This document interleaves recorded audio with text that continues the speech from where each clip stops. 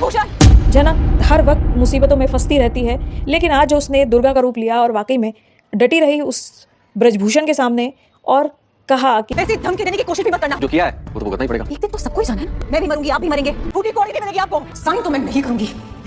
तो गाइस, कुलभूषण ने जनक को किडनैप किया हुआ है क्योंकि उसको अपने भाई की बची हुई जायदाद को भी अपने नाम करना है और तो हम उस इंसान की गर्दन तुम्हारे हाथों में लाकर रख देंगे जिसे तुम सबसे ज्यादा प्यार करते हो। क्योंकि जनक अकेली वारिश है ब्रजभूषण की और इसीलिए वो चाहता है कि ब्रजभूषण की सारी जायदाद, संपत्ति, मकान, दौलत पर जनक सिग्नेचर कर दे और उसके नाम कर दे। अपने पापा की प्रॉपर्टी का एक इनका भी आपके नाम नहीं करूंगी कुलभूषण। और इसीलिए उसने जनक को इस बुरी तरीके से किडनैप किया है, उसे धमकाता है और उसे कहता है कि अगर तुमने इस पे सिग्नेचर नहीं किया तो ये जो दो गुंडे बाहर बैठे हैं ना, ये तुम्हारा वो हश्र करेंगे कि तुम खुद को भी नहीं पहचान पाओगे। इस तरीके से तुम्हारा हर्ष करेंगे। तुम्हें पैसा चाहिए क्या? ये समझ लो कि जो हम जा रहे हैं ना अभी, हम जीने का आखिरी मौका देकर जा रहे हैं तुम्हें। जनक इस बात से इनकार करती है कि मैं ऐसा कोई सिग्नेचर नहीं करने वाली हूँ क्योंकि ये मेरे पापा का हक था और अब इस पर मेरी जिम्मेदारी है उनके धरोहर को संभालने की, इसीलिए मैं कुछ नहीं करूंगी। तुम अगर मुझे डराना चाहते हो, मुझे मारना चाहते हो तो मार डालो, कभी फाड़ के फेंक दूंगी, मर जाऊंगी, लेकिन साइन नहीं करूंगी। लेकिन मैं झुकूंगी नहीं, ये कहती हुई नजर आई जनक। लेकिन कुलभूषण ने उसे एक दिन का अल्टीमेटम दिया है और कहा है कि एक दिन का सोचने का समय है।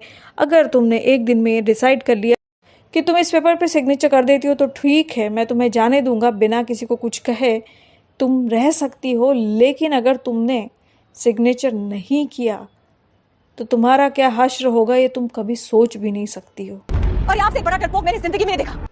लेकिन समहाउ जनक उस बंद कोठरी से भागने में कामयाब हो जाती है। ऐसा दिखाया गया है कि वो दोनों गुंडे जो होते हैं उनकी नींद लग जाती है और इत्तेफाक से उसके कमरे का दरवाज़ा भी खुला होता है और वो भाग जाती है। लेकिन उसी बीच उन गुंडों की आँख खुल जाती है और वो जनक के पीछे भागते हैं। एक गुंडा जनक के सामने भी आ जाता है। क्या जनक को वो वापस कोठरी में बंद करेगा?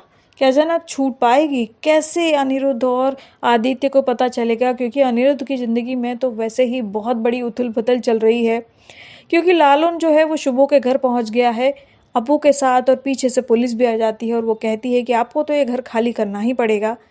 15 करोड़ की रकम देना आपके लिए मुश्किल होगा, लेकिन ये घर खाली करना आपके लिए आसान होगा।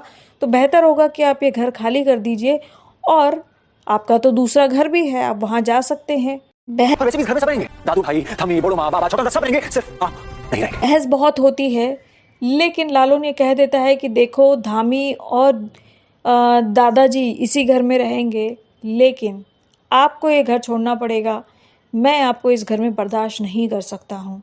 अपू भी इस बात पर एग्री करती है और साथ ही छोटौन भी इस बात पर एग्री करता है। अनिरुद्ध कहाँ जाएगा, किसके साथ जाएगा, माँ बाप के साथ जाएगा या लालून के साथ ही रहेगा, ये तो आने वाले दिनों में पता चलेगा। फिलहाल जनक मुसीबतें कम होने का नाम नहीं ले रही हैं। जनक कैसे अपने आप को बचा पाएगी उन गुंडों से और अपने नालायक चाचा कुलभूषण से? क्या लगता है दोस्तों, प्लीज़ कमेंट सेक्शन में बताना। जनक हर वक्त मुसीबतों में फंसती रहती है, लेकिन आज जो उसने दुर्गा का रूप लिया और वाकई में डटी रही उस ब्रजभूषण के सामने और कहा कि मैं किसी भी हालत में झुकूंगी नहीं और ना ही सिग्नेचर करने वाली हूँ, मारना है मुझे मार डालो। लेकिन कुलभूषण का कुछ और ही गंदा प्लान है। अब क्या है वो तो जनक को पता ही नहीं है। आने वाले दिनों में पता चलेगा। वीडियो अच्छा लगा हो तो लाइक कर देना, चैनल अभी तक सब्सक्राइब नहीं किया तो सब्सक्राइब कर देना। Thank you for watching.